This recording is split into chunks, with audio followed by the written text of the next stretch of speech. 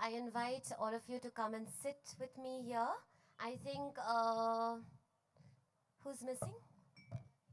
Careen is not here yet. And I don't want to make this an all boys and all girls, so please mix. So what we're going to do is, Bala, are you here? Can we call Bala, please? She's here, right? Ah, okay. So the two women are on their way. So this panel, because it's, like you'll be probably be wondering why we're doing visual art in a literary festival. Um, Earlier this morning and yesterday as well, we've had like many conversations looking at how, a literary festival for me is actually an extension of the word into how we tell stories, how we communicate, and how we communicate can be many things. It can be through music, it can be through visual art, it can be through books and stories, through different languages, and even in our silences. So this one is about how we tell visual stories. So of course, it would be incomplete if we were to have only a conversation without seeing the works of all of these artists here with me. I'm so excited to be sitting with all of you because I love your work, I love your thinking, I love your processes, and we've had many conversations before we are sitting here with each of you. I've also been to some of your spaces where you work. So Arak is joining us here from Tura. Rangskhembor is coming from Mairang. Pynkmen from all over the place really, but he loves the forest the most. And Careen had come, Careen. So Careen is here to join us, and we had met just a couple of weeks ago, and Careen was talking about all the stories that surround her, the neighborhood she grows up in, the house she grows up in, and all the different people who surround her, and with them their stories, and that is, it comes through in a lot of her work. And there's Baya, who told me a bit about how she came to study art, and how she stayed with it now for many years now, no, Baya? And not only that, but also the fact that I really love the fact that we're not only working in isolation and by ourselves, but what Bala also does is to advise young people who want to go into art college and mentor them on how to do their admissions. So each one here does a very different, we are all artists, all visual language people, doing very different work actually. So you'll see a really rich mix here. So yes, I think I'll let you catch your breath. Careen, drink some water. Bala too. And so maybe, if I could, may I start with you, Rang? Yeah? Um, so can we have the projection of Rangshembor's images, please, Ashish? Pick up the mic. So as we are going along, I'm going to ask you a couple of questions, or you could tell us a little bit about what's being shown. That looks like a really digital image right now, no? Tell us about it. These are rice actually, rice grain, and I started working with it when after coming from Shantiniketan. I was drying rice one day, and I was also struggling because I didn't have a job. And for the Khasi, rice mean for a man it is called ukhao kaying, means rice of the house. So it really punched me because I, did, I had no money at all. So I started working with it, and then I started with this one only. So just one. My works are very simple. These are Go slow, please, Ashish. what time lapse of photographs of hundreds rice. So I wanted to give a portrait that each rice also have its own. Even we take it as common like rice, but it also has like, its own individuality, and rice is very close to me because I mean it.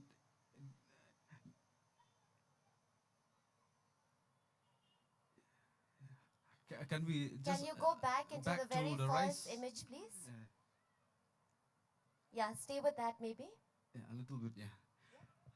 I'm a little bit slow, and my work process is also slow, and my talking is also slow. So just bear with me a little bit. So these are these are actually postcard.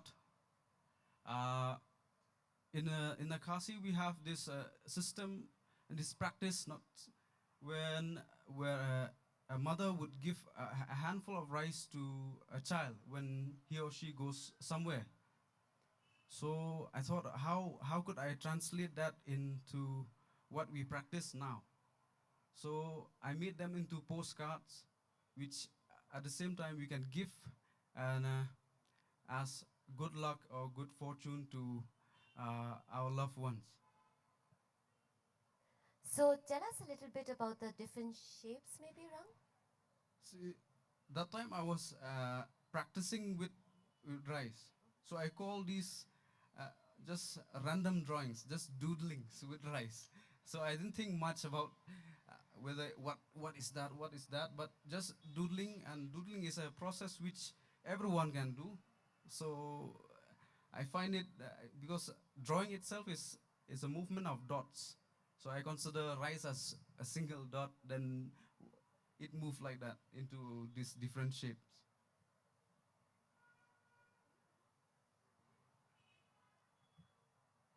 I love this idea of, the time lapse and the fact that every single grain of rice you're working with is unique in shape. I don't know if anybody has thought about it. I haven't. This is the first time I'm actually thinking about the fact that a single grain of rice could actually be so unique in its shape and form.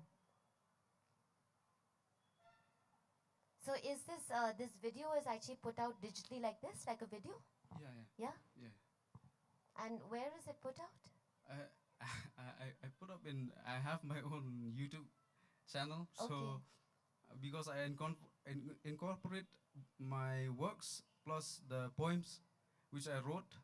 Because sometimes it's very hard for me to explain my works, and then I thought of why not explain but support it with a poem. Mm-hmm. So that's when I. Okay, I think the poetry really comes out on it actually.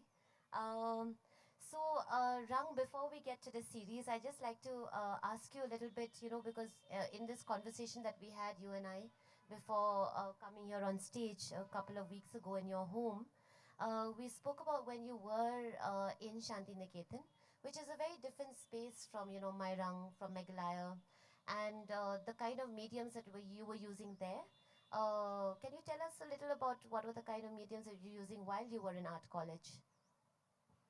So uh, my mediums change like season.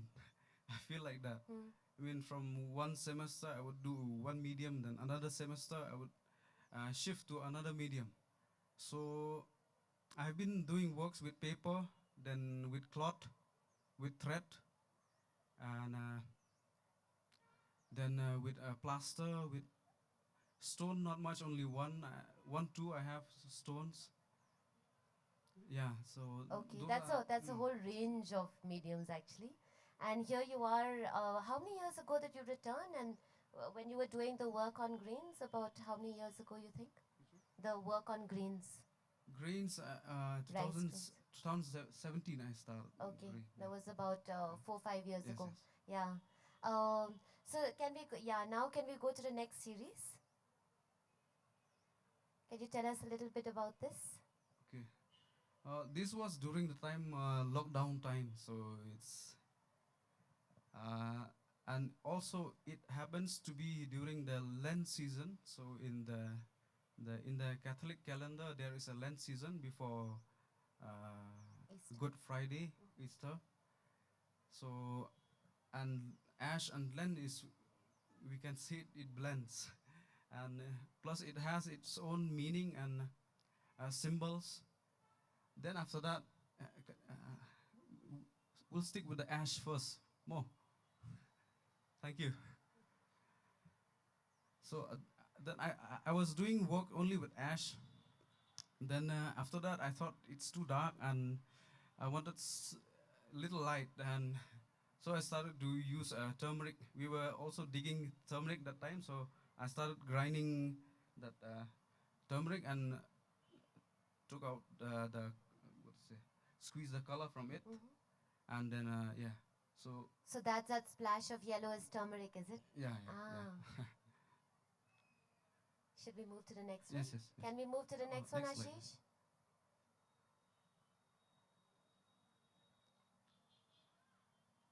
Is this a video? This is a video. Okay. It's a time lapse video. Ah. It's not a normal speed one.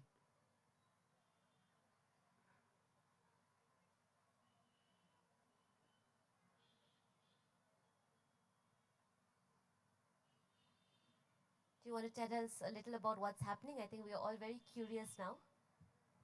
All wanting to go home and try this out ourselves. Yeah. So yeah, as you said, I feel like that only when I work. I mean, I feel like anyone can do my work. It's so You make it sound so simple. It isn't, I'm sure. so this is after coming from Shanti, the one thing that always triggered my mind was what to make and with what to make. So then we are well known of for rains. So I thought of incorporating rain with my works, and but it's too. I feel that it's too huge for me to. How can I use rain? It's I cannot even catch it. So then we had this residency in Missouri. It was a short-term residency in Woodstock International School. So it was raining that day, and then I thought of, and also we were moving from our hotel to Woodstock through one road, and we used to go through that road only. Then suddenly that day there was a landslide because of the rain. So sometimes, so then I it, then it triggers me. Okay, I can do this. I can make a line and place it in the rain, because sometimes I feel that rain. I mean, this line can look very stagnant, but it needs rain uh, to Give it make it movement. beautiful and create a movement. Yeah. And we were going through the same road, and because of the rain, we started shifting to another road. I mean, changing the way we think, the way we go, the way we. So that was very. This is my friend suggested me to do a thick line. So yeah, so this is a half-inch line with a place it in the rain. This is not this is Meghalaya rain. That one is Masuri rain. Mawblei rain is fat and thick. Yeah. This is such a new way of seeing rain. I've never thought of rain like this visually. Wow. Shall we shift? This is part of the ash and turmeric series. Next, Ashish. It's all part of the ash Yeah, and yeah. turmeric. What is the size of this work? This The ash is and turmeric? 2.5 by 20. I don't know, 30 inch by 22 inch. Yeah. Have you shown this work anywhere? No, not yet. Physically? No, Not yet. And you have a large series of this? Yes, I have quite a series of this, and I wanted to display them together actually. Okay. So most of them I didn't show here, and I don't want also because Yeah. I feel looking live is more. Absolutely. Of course, it's a very different reaction if you were to see it in actuality, And also just this idea of ash and turmeric in our COVID world at the moment is just something which is also so it evokes so much, Yeah. And I really hope we get a turmeric because I feel like we're still in the ash at the moment. So thank you, Rang. Do we have more from you?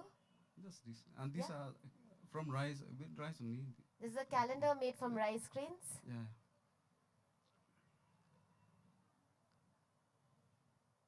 This is maybe last one. This one. This is Also rice grains. yeah. This is with rice. It's called Four Season for Sao Ayam.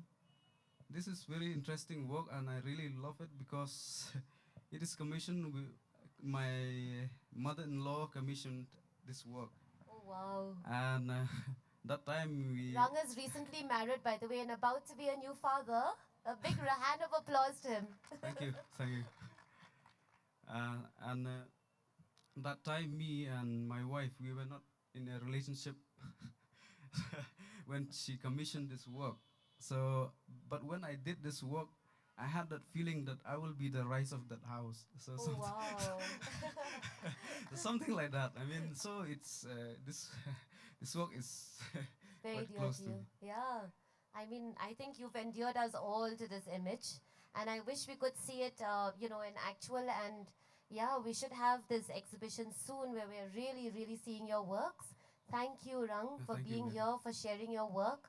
I don't know if all of you are now in love with Rang's work. I am. I have always been, but I'm even more so now. And now we'll move on. I mean, we will have a little conversation post this, but we'll move on next to Careen, if we may. Yeah? Have you caught your breath? I heard a story about Careen being late somewhere once, so late that she brushed her teeth in the car when she was en route somewhere. Infamous for. Uh, so can we look at Careen's images, please? It's working. Okay, these are some of my very early works. I think this was 2003. It's a doodle of a mother and a child and a helper in the corner. So my works, I don't know, consciously and subconsciously, I think women tend to enter my canvas and my paper spontaneously. I don't know, I never questioned myself why, but then later on, now that I'm a mother, I realized that I think I was trying to portray myself in all of these works. So during my younger years, subjects like people and women always dominate my canvas, and I never really thought question myself, like I said before, but I think it's bringing that human element to my work. I feel that it completes the work. I also do still lives and commission works with that doesn't. I mean, there's no human element, but those are just for people. So most of my personal works always have a human element in it. This, can we go If back I to may, Ashish, can you just go back 2 slides? Back to the child, yes. Karen, may I ask, because this is just so beautiful, by the way, thank you. Thank you so much. Uh, did you grow up with a lot of art around you? No, my, you know, I remember when I was in school, uh, now that I'm at this stage, I compare visual language and words, and I feel that both are very effective communicating tools. And I remember my teacher in school, my history teacher in school, when she comes to the classroom, the first thing she does is, use the blackboard to illustrate some event, for some historical event, and then she would then explain to us. And that was truly engaging and interesting for me. Oh, I wow. think those were the initial days that I realized this is what I want to do. I mean, as a child, when a teacher explains to you in the classroom, sometimes only a small percentage will go inside you. But if you see something visually in front of you and then have somebody explain, I think that is more effective for me. And I'm sure. Absolutely. It sounds fascinating to have had a teacher like that. I wish we all had a history teacher like Yes. that, No? Can we move on to the next? This was in 2004. Can we go back? I've never really showed this anywhere, but I was rummaging through my old works, and I found this. This was I don't know whether you remember the helicopter crash Yes. And then Sir Manas Chaudhry's brother was also there. So this was immediately after we came to know about the news. I was in the studio and I immediately just did something very spontaneous. Wow. The next one? So again, we have children and we have women, and I realized that education is very important, and and we need good teachers to help us and help us get where we are today. So this was part of a workshop I had done with, I think, with World Vision, and this was, I don't remember the year. I think it was 2005, 2006. So can we move on to the next slide? Okay, this has another story in itself. My grandmother is a storyteller, so she has lots of stories to share with us. And for this work was selected for the National Exhibition of Art in Goa. And I realized when I go to my relatives' place in the village, what I think most of us will notice these frames with small photographs of members of the family, events, um, church, church service, and then weddings, all put up in one frame.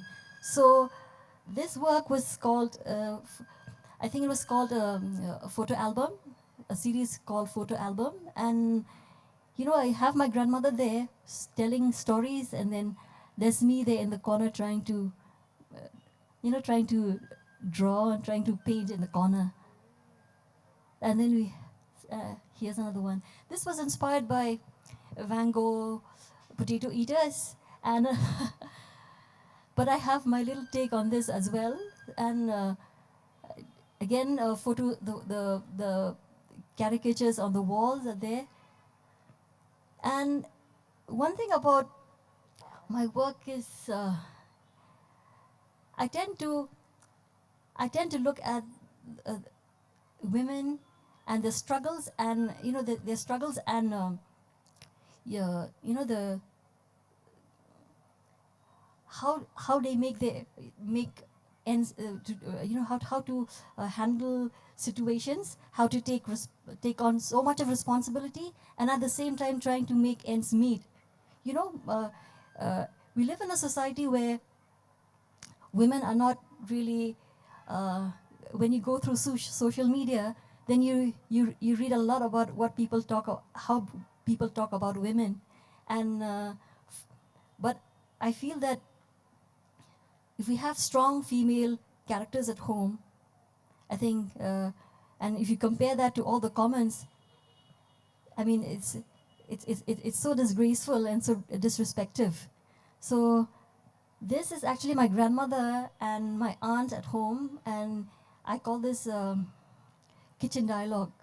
So a lot of recipes, a lot of stories happens in the kitchen, and we talk about oral tradition, and we have a very strong oral tradition, and platforms like these allowing us to share the stage and to tell our stories. And I feel that we should have more of these platforms in order to share stories, not just from an artist's point of view, also from lay people, because I think we should continue with the tradition of sharing stories. Absolutely. It is so that earlier image had such a strong element of like, can we go back to the earlier one, Ashish, please? It's just like, that eye contact is so beautiful. It's just like eye to eye, and it's so strong in terms of its communication. This is a diptych. It's a two frame work, so it has to be put together. Yeah. But even if it's alone, it tells you a different story. Yeah, absolutely. The next one, Ashish, please. Yeah. So this is part of a series I did for an exhibition in New York, and I had taken a few of the series, about 6 of them. I was represented by one gallery in New York, and they had taken this work for the exhibit. So I was going through a very Okay, we're back to this now. So this is the start of my charcoal series. So in the beginning of my career, I think I experimented with a lot of browns and mediums, and trying to search for a particular medium that feels my own. Although I know that no medium is mine, but that I feel more in control of. So we had gone out to the sacred grove with my husband and his family, and I feel a sense of the pull and the energy from the grove is so amazing that coming back home, I couldn't just sit still. I had to start working, and I was uh, at that point of time I was using a lot of acrylics, but when I started working with acrylic, I think I did with some portion of the work is done in acrylic, but I feel that the medium was very stiff, and I couldn't really connect with the medium at that point of time. So I found a box of old charcoal which I started working, and eventually, like everything, it fell into place, and I found that that I can express better with charcoal. So this was part of a charcoal series. Next one, please. So this is during the pandemic. I had kept a journal a couple of journals where I keep documenting stories of people around me, people I meet, and stories are from Kongs that come home, door to door veggie seller. I would sit down with them and talk, ask them about the situation. It was very difficult because I can feel the sense of anxiety, frustration, and hope without hope. When you're in a situation like that, I keep documenting because I felt that these stories need to be told. I passed through Motpran and Can we go back to the earlier one, Ashish? Please don't shift it before we tell you. Is that okay? Yeah? Yeah. so when I was passing through Motpran, again you will see a lot of these scenes. That too before the festivities. And we have two Shillong, by the way. And my heart will not be at peace if I don't say something about it. I mean, these are the people that I portray every single day. And if I don't say something about it, I will not, I will not have peace with myself. So we have two Shillongs. One Shillong that can come and enjoy festivities such as these. And then there's another part of Shillong where, people are struggling to put food on the table. I know that we need platforms like this, but I think we need to be a little sensitive also to the people who can't afford to even have a meal. So uh, this is what these are the things that I like to portray, not just because I like to doodle them. It's because I feel it deep in my heart. Yeah.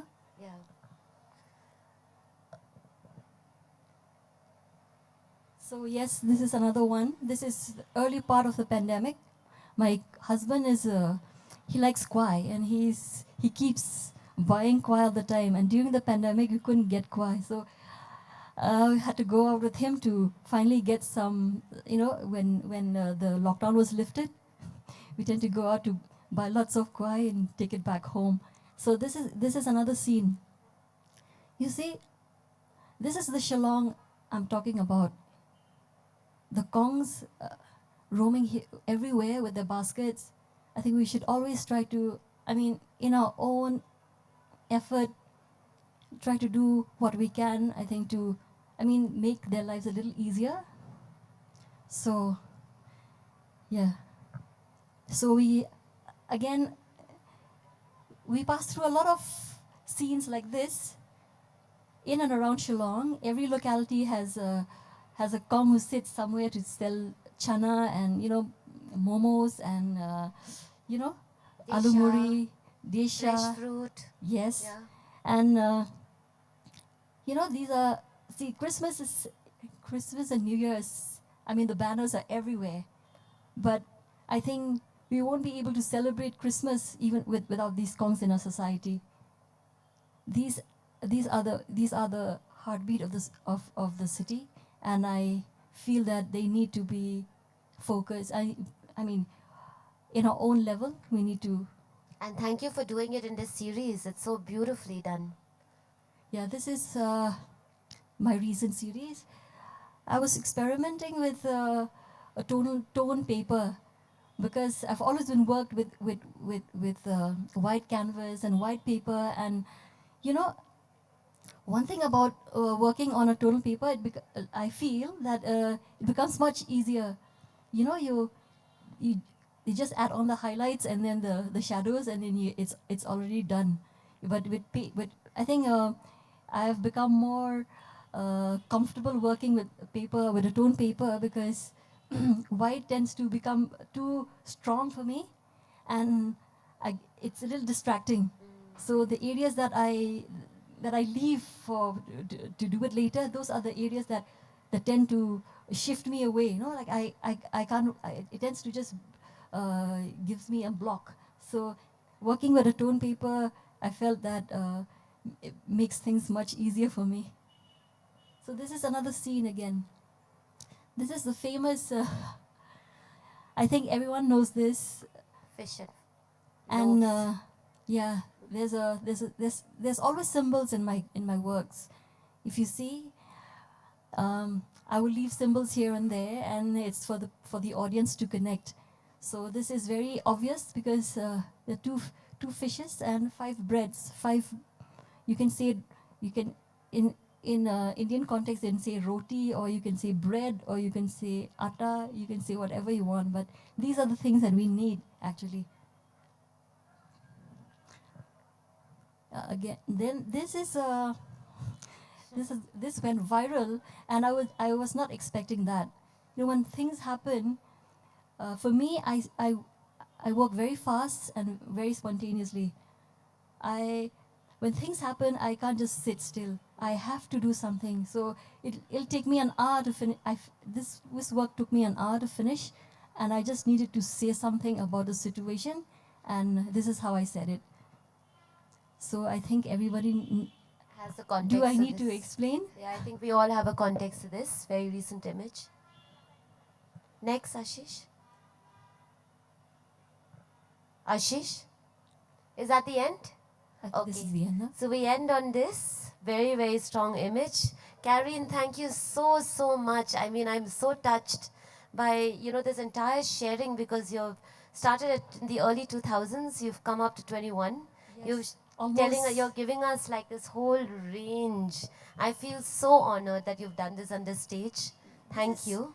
This is an honor for me to be sitting amongst peers who, who have a similar, similar sensibilities and similar thoughts. So it's very nice. It's a privilege for me to be here. Thank you. So we'll move on to Bala now. Is that all right? Yeah? I was introduced to you as Bala. I know you have a full name. Is that all right that I'm calling you Bala? Okay. Can we go to Bala's file, please? So, Bala, before we start, I love that story about how you went to art college. It was almost like, I don't know if it was planned by fluke, and then you just stayed there for so long. Tell us a bit about that story. It's on.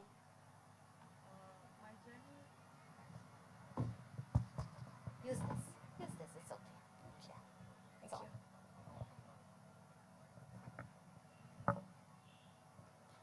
on. My journey started when I was 16, and I saw a ad in the newspaper about a casual art class in Nehu Bijni complex. Can we increase the sound there a little bit, please? Sorry, Bala. It's okay. And then I went there. I was the youngest of all the participants who went there, and I never thought that art would be my profession. So I went and I met Careen and all, and then I got stuck there, and the class, then the casual art class ended, and the PG diploma started, and I was like lost, There, I couldn't join the class anymore, so I thought that okay, fine. To leave Shillong also was not possible for me, so I said okay, fine. I'll just finish my graduation and do the PG diploma from NEHU. And it was at that time when I met Sir Benedict and all these other Shanti Niketan people, I would say. So I look at them and I got inspired, and I thought that why not I try? And I didn't want to go and stay in Shanti also. I just want to try. I wanted to see what is this Shanti Niketan that everyone is going. So I went there and I applied. And I never thought that I would get through, because they said Shanti Niketan is such a tough competition. No, there were people who applied for around 15 years and didn't get. So I thought that okay, I'll just try. So four of us we went, and when we went there, two of us got selected from the like the drawing exam, and then when we reached Viva also we got selected. I got selected. When my name came out, I was in a state where I can't even express myself, whether I should be surprised, whether I should be happy, or whether I should be sad since my friend didn't get. But I was like, in a Hindi movie where you see there's when there's a scene, no, like kya kya kya, they repeat three times, no. So I was like that, like what. So I was shocked, so to say. What age were you at that time? I think so, around 20 plus. Okay. Because I went after my graduation. And then you stayed for how many years in Shanti Niketan? Almost 6 years. 7. Yeah. So, and I was like, in Shanti, for me, people don't know who I am.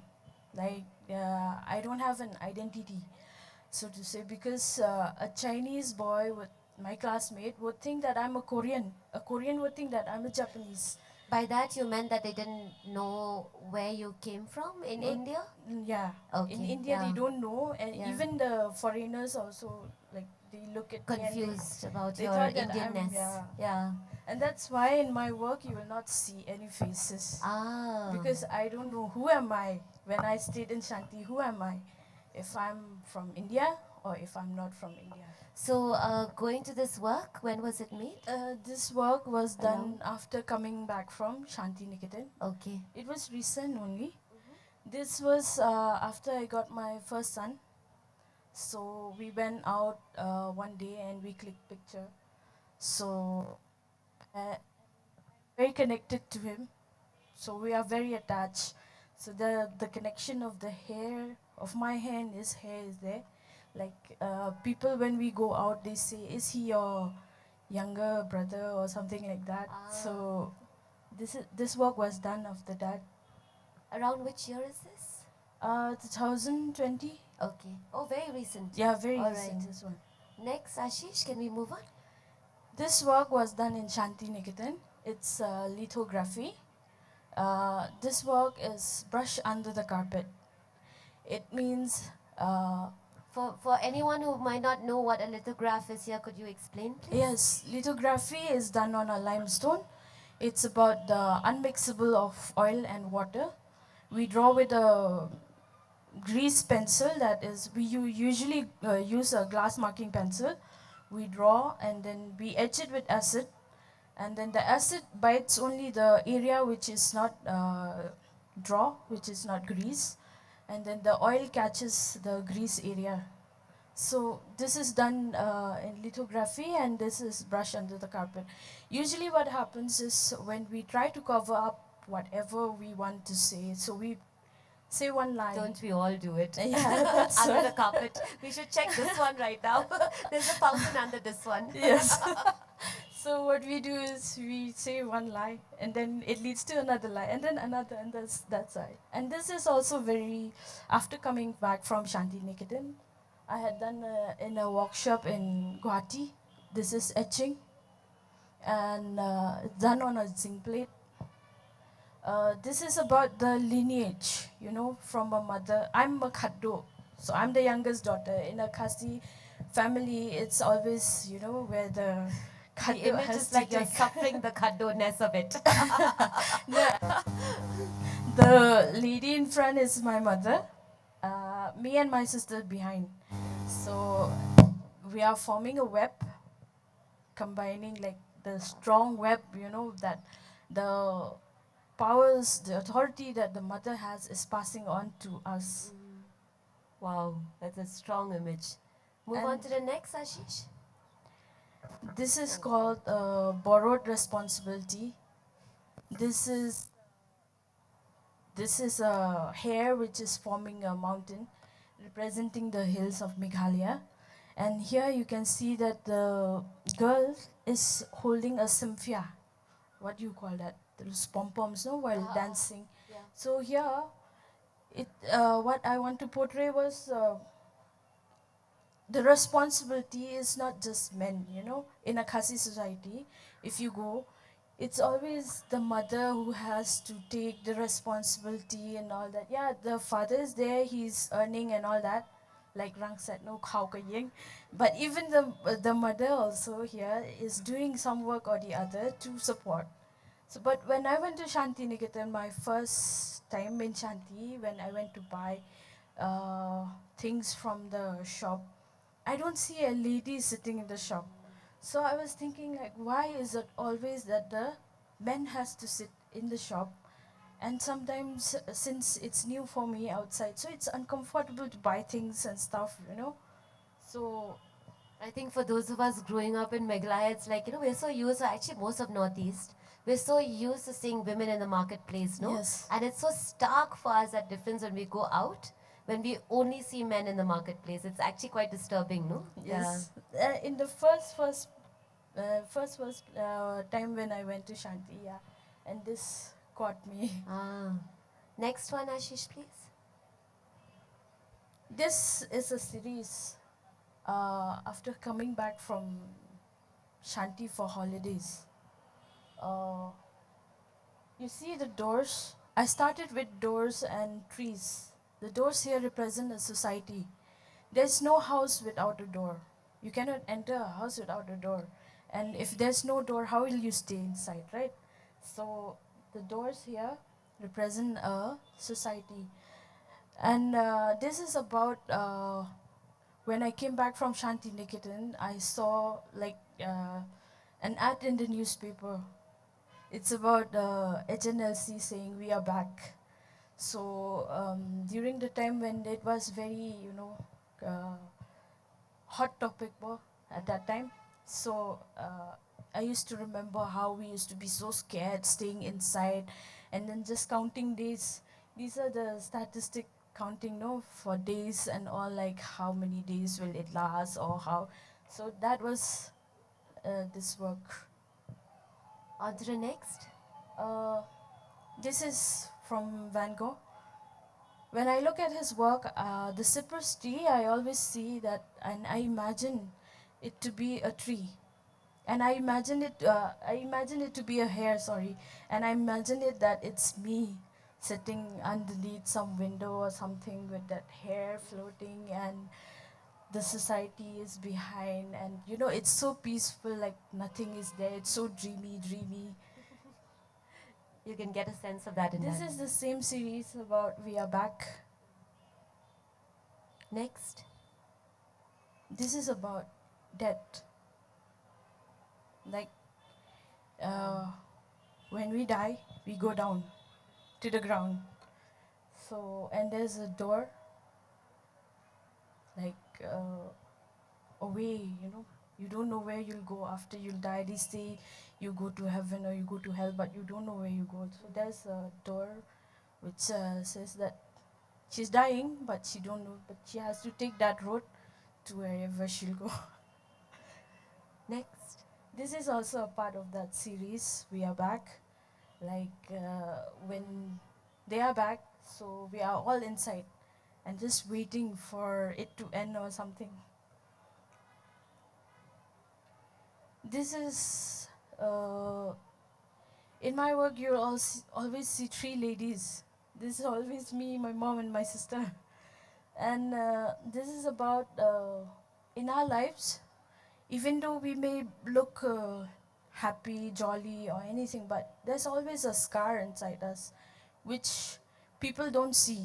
It's only us, and we know. And people look at us like, oh, you're too very good, you're like this, but they don't know what exactly is us, no? So there's a scar in all these ladies. This is a society where there's doors. It is done on an old zinc plate.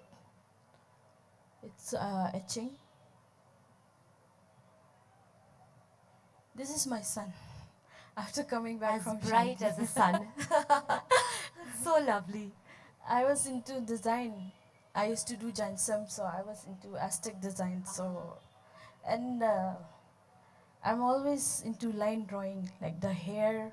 I didn't want to make it plain black and all, so I did because it's the flowing. It Yeah. shows the flow of my thoughts, and Next. this is also a part of the series. It's done in woodcut. Okay. How many is there in that series? 4. 4. Okay. This is it's something really fragile, I would say. Mm. This is a woman crying. It looks like a scream for sure. Yeah, Yeah. it's You could see it. It's You can a- feel it actually. yeah, Yeah. It also looks like an egg. Yes, it does. Yeah. And we women are fragile, Yeah. but we are strong. We don't break, but we scream. This is what it means. And if you see in my work, there's these women, the shoulder, they're always. It's because we as women, we have to take a lot of burden, you know, and it's not easy. Looking at that time when I was young, I didn't know. So after now I'm growing up, I understand, like, especially me being a khattu, people say, oh, you get a khattu, you're rich. But they don't know actually the package that comes with that. With I it, mean that one tie of the Jankusha represents so much here and so differently. the tie Yeah. is that, you know, Yeah. when you carry The a bondage. luggage or something like that, it's heavy and it's in here. Next. This is so we end on this rather strong image. Gosh, Bala. Such a range. I love that, when you started off on that facelessness, not for people not knowing where you came from. And I think it's a conversation which needs to be had in as well as out of our region. Why is it? We're an entire region, we're 8 states of the country and we're still not recognized. Just as people from a specific region as Indians. So thank you for bringing that up. Thank you for sharing your journey. Right now I'm just like dying to see like where is this, a space where we can see the actual works and, aren't you feeling like that, all of you as well? Like it's so beautiful to have, like to really have a space where we can celebrate, see, have dialogue on the space every day. And also I loved what you brought up about the generation, like you spoke about how you were inspired by Benedict, no? That yesterday as well I was having a conversation with a group of musicians, and that for each of us who are the first to do what we do, we're making it a little easier for the next generation. And I hope that each of us here, I have called in a certain genre of artists who have practiced for a while, and I hope that with the next generation, those of you younger here, you'll find it easier, easier to be understood, easier to go to art college and not have to struggle so much with it. So thank you for that. And if I may, can I go to you, Arak, now? Yes. Yeah? Arak Sangma's work, please, Ashish. So I met Arak actually in December 2020. I had just come to Shillong, returned to Shillong after many, many years, and I went to this Winter Tales little festival here in Pinewood, no, it was. And Arak and Daisy were sharing a stand there. Daisy is also there. And there were these pieces of jewelry made from terracotta. And I was like, oh my God, this is just like amazing. It is so beautiful. I just really fell in love, and Arak was most not interested in selling. And I was like, what's your name? Can I have your number? I really want it. And so I've been pursuing Arak now for since then actually. And we've in this time become friends. I've visited, the Tura, and I've seen so much of your work. So thank you, Arak, for being here. The medium for me is really special. I haven't seen too much in this medium, sculpture on terracotta. Tell us a little bit about this work. I call this the crossover. So we have a belief like when somebody dies when somebody dies, our souls travel to Balpakram. So and then, oh sorry, thank you. So our soul travel to Balpakram to meet their eternal peace. So this piece depicts the afterlife journey and the crossover to different realm. Thank you. Oh, wow. How long did it take you to make this? It took just a day. Yeah? Yeah. How big is it? It's, I don't really know the size. It's not this much. Okay. Yes. And is it fired? It's not fired actually, to be Okay. honest. Yes. So it still needs to be fired Yes, as well. yes. Okay. Can you tell us a little bit like about the material that you use? I mostly use clay. Clay. So yes, Okay. and whatever I get from nature and what nature provides me. And can we move on to the next image, please? Yeah, so this is uh, just this is just a piece which I made from the folklore, from the Garo folklore. So it's about what I tell you? About the merman, sorry, the merman who fell in love with a Garo maiden. Ah. So it's just that. So, what struck me, if you can just do we have the different columns? Not that one. No, So sorry. like when I was seeing like this as well, it's two separate columns, right? Yes. So it's almost as if we're seeing like a graphic story or a graphic novel, but in clay, Arak's work. And as you can see, there's a lot of like it's what would you call that? Engraving, no? Yeah. So it's very intense work. Move on to the next, please. So this piece is inspired from Khmer. So Khmer is actually a memorial post erected when somebody dies in the family. Okay. So it is also said that it was first carved by a snail in memory of the goddess Susume when she died. Ah. So it's just And normally in Garo homes, yes, what is it normally made out of? it's made out of wood. Wood. Yes. Ah, okay. Next one, please. So this is the one which I made 2 years back. So it was displayed at Synod College. So this painting speaks about the sorry the stitches. Sorry, the stitches speaks about the hardship of the same couple in our society. So it's just that. Yeah, that's quite Oh, sorry, twisted. sorry. Feels like barbed wire. I love this one. It's so naughty and playful. No? What? Tell us a bit about So, this. this is inspired from what we used to make what we used to. This is inspired from my childhood actually. So like when we were small, we used to play. We used to make shapes out of jackfruit leaves. So yes, so this is. So It is. this It has a playful element in it. Yes. Yeah. Next.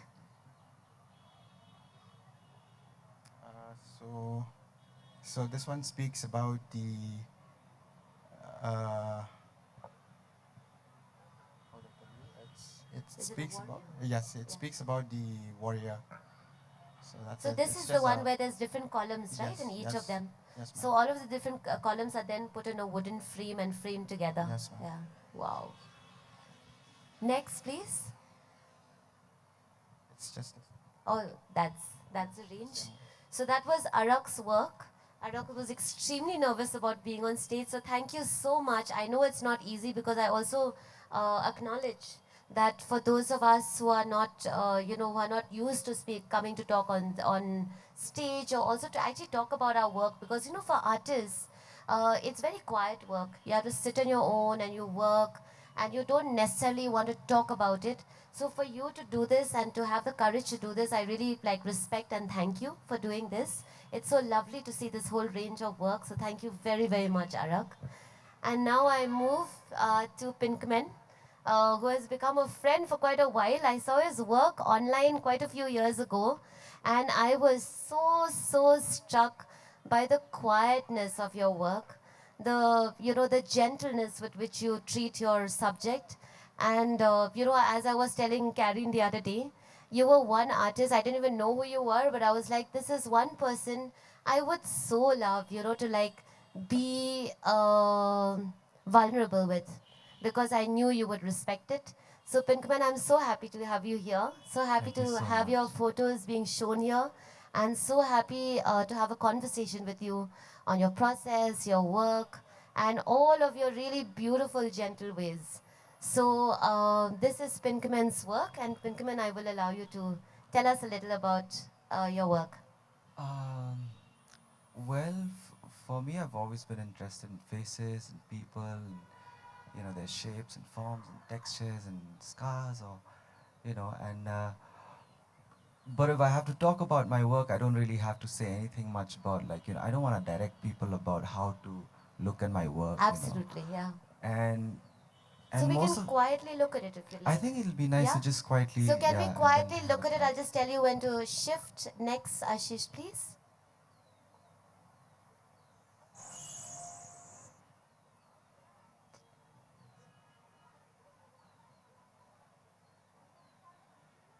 Next.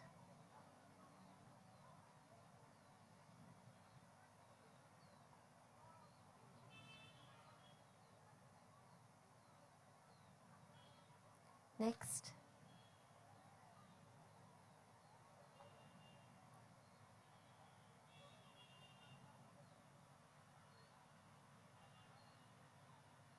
Next.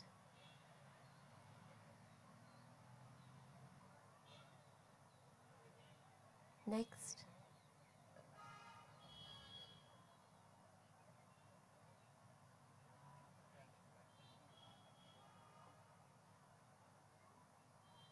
Next.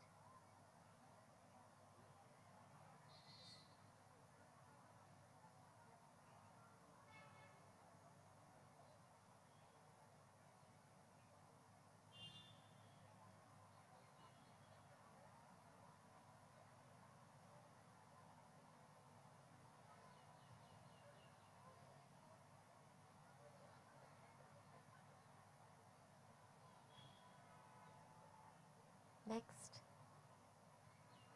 Okay. Um, that's a good image to end on.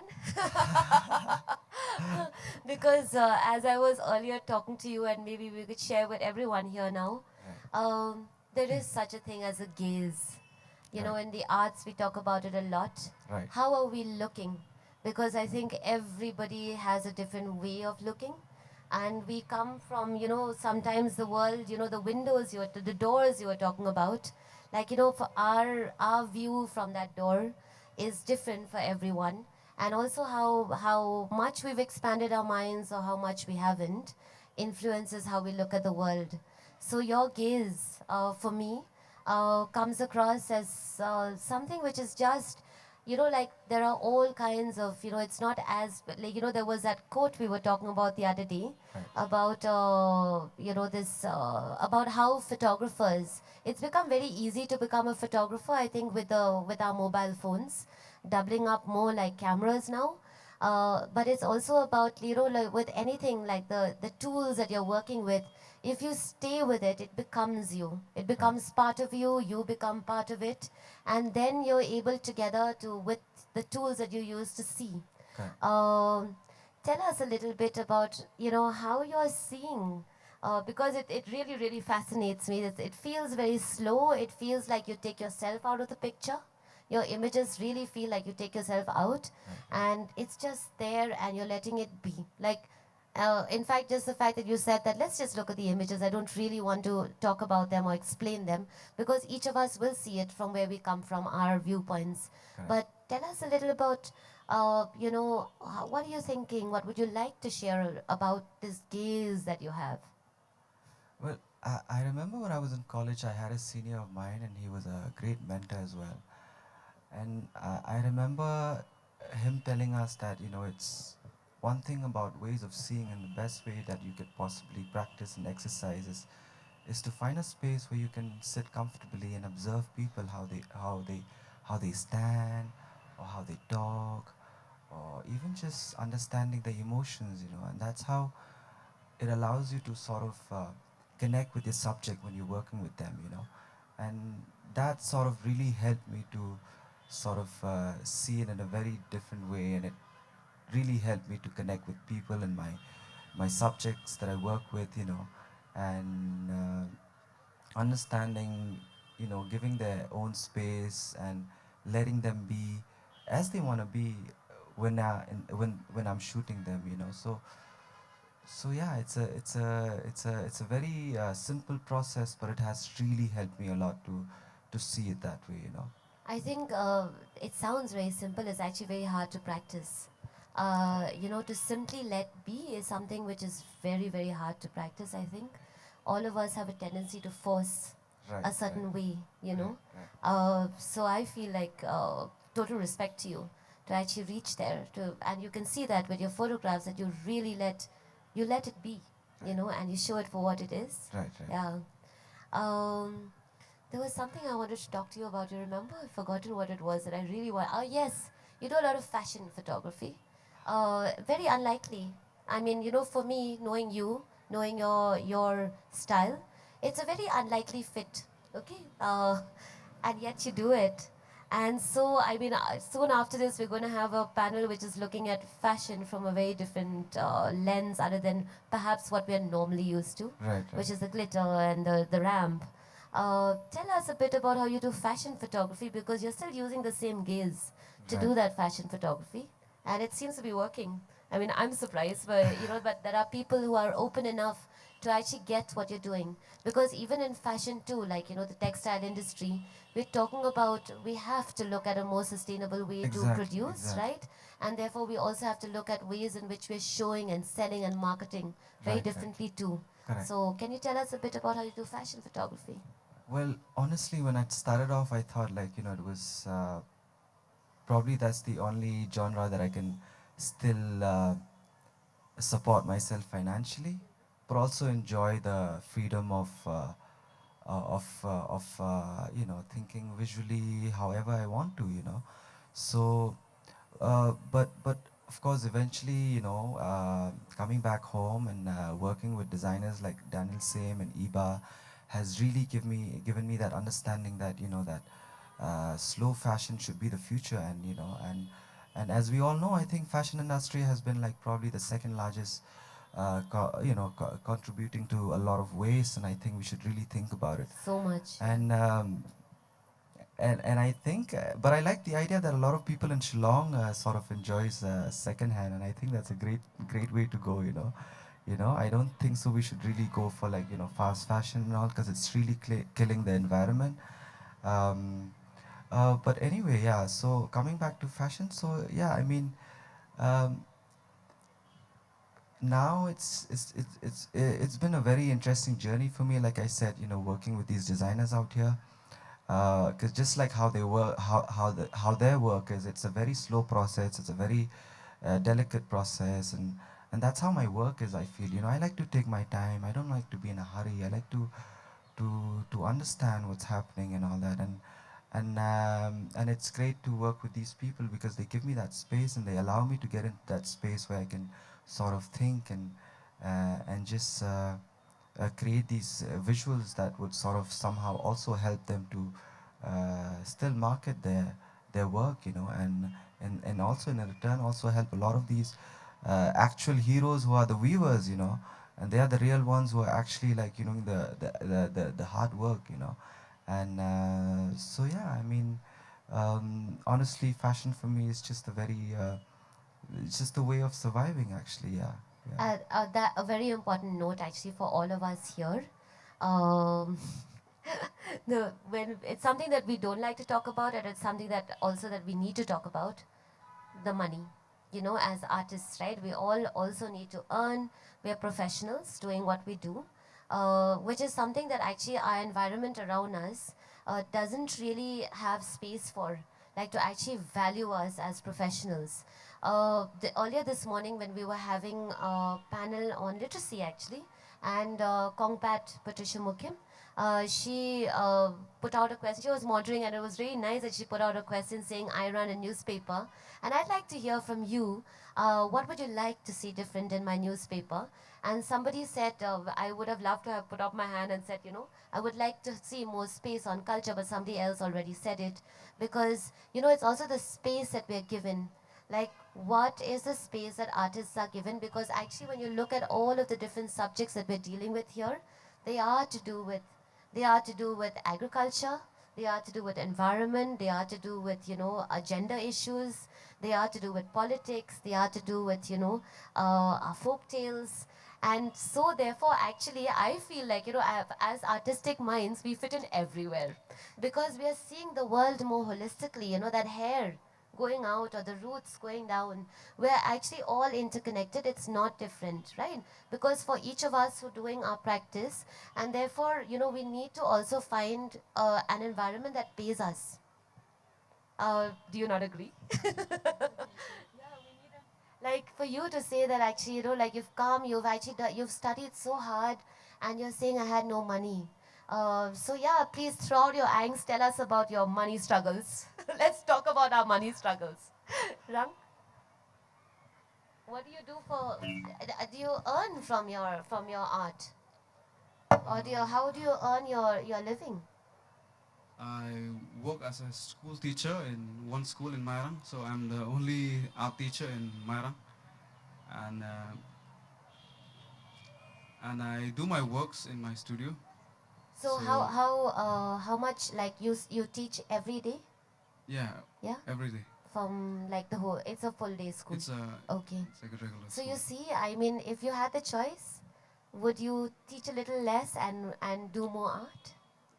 Uh, the present scenario is I I am appointed as an art teacher, but at the same time I'm teaching environment science, so like that. So it Yeah. becomes it goes back to where I was raised. I Yeah. mean, the one who teach me drawing was a geography teacher or a science teacher. So I feel like I'm becoming again becoming this. So which I feel bad and Of but course. I mean, you know, you should just be an art teacher and yeah. also have the capacity to create your own art. But, you know, our environment does Mm. not allow for that. And it's something that we need to talk about. Mm. We need to also see, like, how do we change this? You know, we Mm. have to be able to earn our livelihoods as every other professional through our art, shouldn't we? Yeah, we're entitled to that. So, Arak, if I may, how do you earn a living? Yes. So it's just from hand to mouth. So So what do you do to earn? I am an art teacher as well. Okay. So In a school? yes. Okay. And that's a full-time job for you too. Yes. Okay. You know, that's just how it is. I mean, it also, it should break your heart. It's breaking my heart. Could you tell us how you earn a living?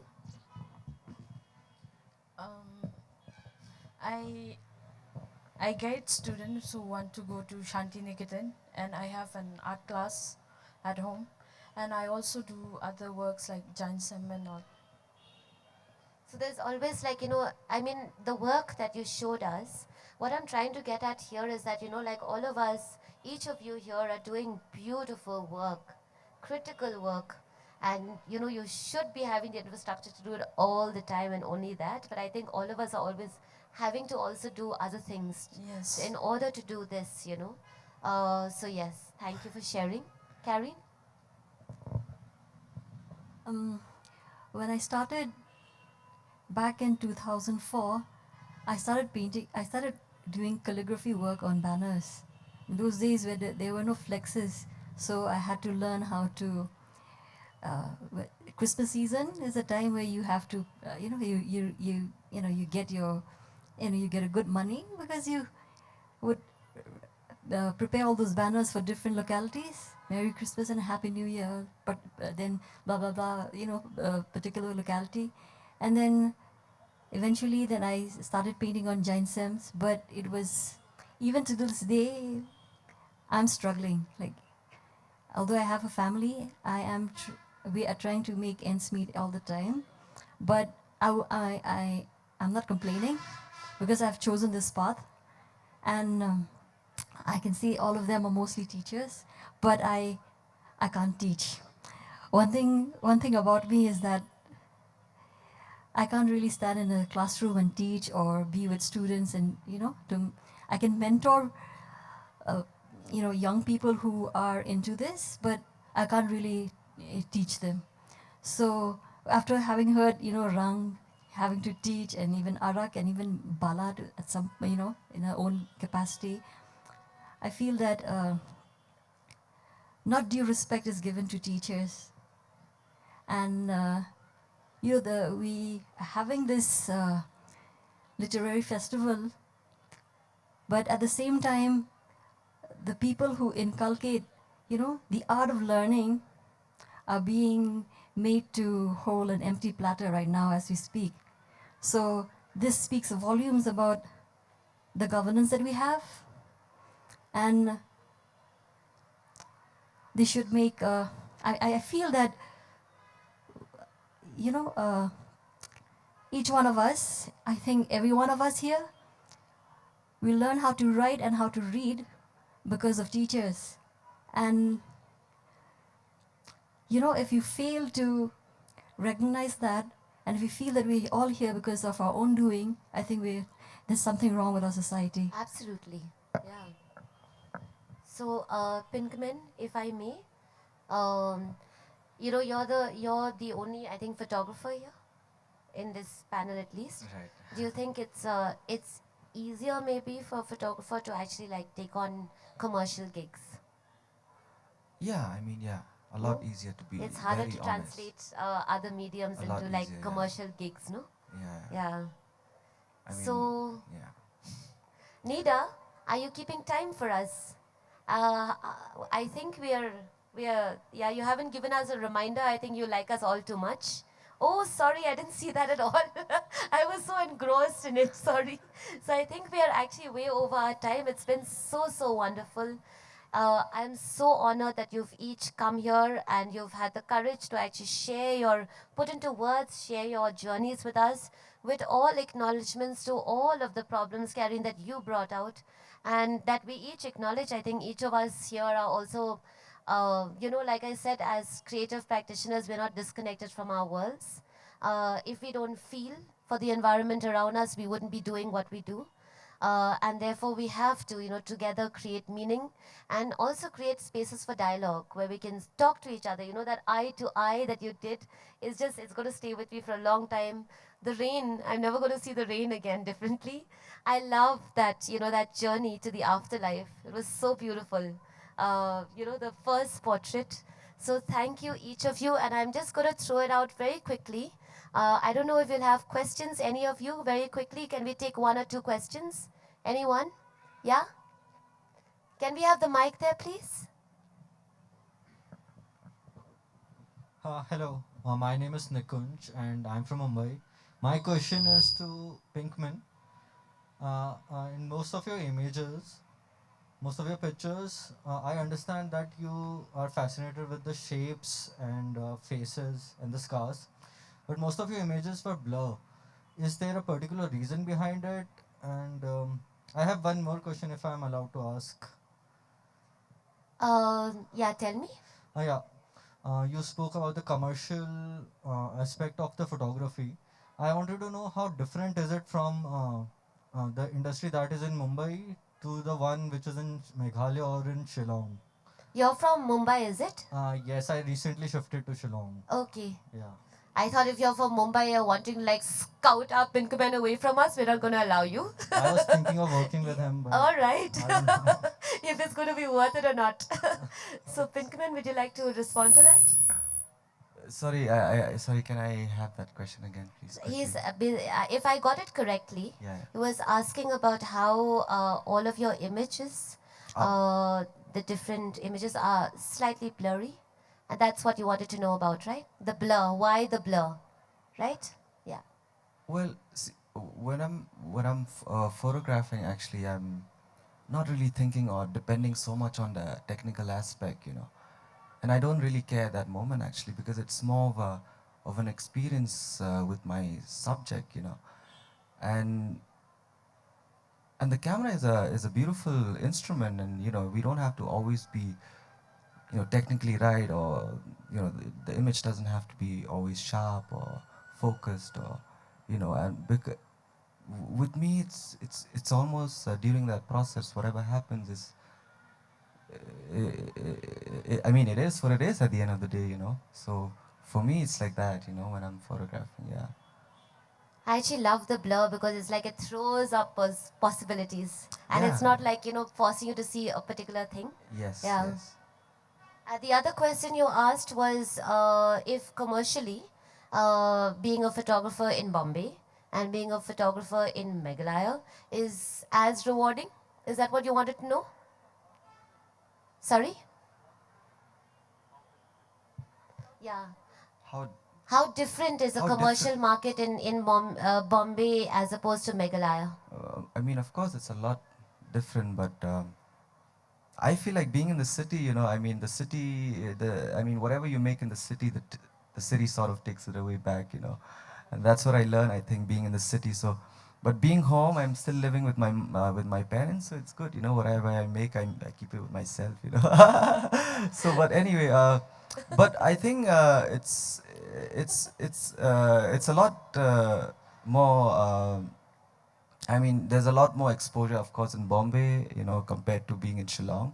I mean, in Shillong, you have to do whatever comes by, even birthdays, birthday shoots, or, because you have to get by.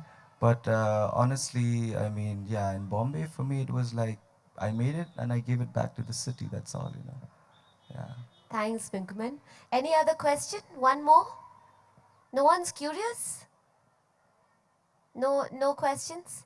Okay, then on that note about giving back to the city, thank you again, each and every one of you. We have to do this again. I hope you will all come and join, and I hope more of you will join the conversation as well. I hope you're inspired, and let's go and make art. Yes, thank you. Thank you, panelists, for this enlightening session on visual culture and for sharing your journey with us. We're going to present you the mementos.